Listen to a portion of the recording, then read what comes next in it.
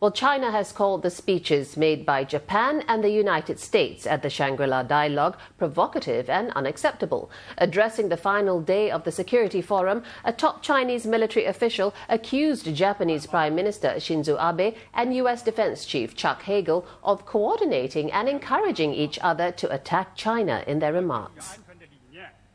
China took center stage and wasted little time biting back at the chorus of criticism it received throughout the dialogue. Taking aim at Japan and the United States, Lieutenant General Wang Guanzhong went off script, saying speeches by Shinzo Abe and Chuck Hagel were provocative, unimaginable and unwarranted criticism of Beijing. He warned China will not tolerate an upheaval of international order or the cultivation of regional aggression. 强化针对第三方的军事同盟，反对动作使用武力或以武力相威胁，反对牺牲别国安全，谋求自身的绝对安全。 The focus of tension lies in the South China Sea, territorial disputes that have left the smaller nations of ASEAN at odds with their powerful northern neighbor. In response to the growing unrest and Japan's proposed expanded role in the ASEAN region, Lieutenant General Wang revealed plans for a new security mechanism.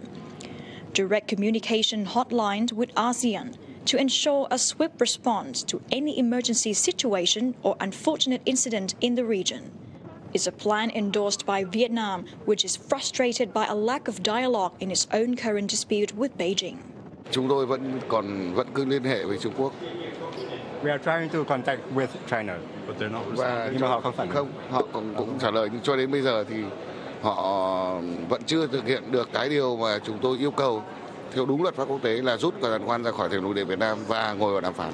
ASEAN leaders are attempting to show themselves as united, a single voice to deal with any regional threats. Thailand, though entangled in internal political upheaval, can normally be relied upon as a supporter of China's economic and political agenda, but it's joined its neighbors in expressing worry over recent development. There is this concern about the greater assertiveness on the part of Chinese, but we're hoping that the Chinese side will look at its role in the region, which is very important to peace and stability. It's a fear Western powers are seizing upon, maneuvering Japan to play the role of a counterweight, building muscle to strengthen voice. China is growing. It is growing economically, to be sure. It's an economic power. It is growing into a military power. Whenever you have that growth, it's bound to come up against others who fear that power. In the end, the various disputes and tensions in the region have to be negotiated. But for negotiation to be the favoured option, there has to be some kind of balance in terms of military power in order to drive negotiations. China has been drawn into a very public war of words during this summit, talks that are meant to foster enhanced cooperation. But being cornered by its outspoken rivals, Beijing's delegation has become embroiled in rhetoric that has the potential to do the very opposite. Pichida Promterchu, China News Asia, Singapore.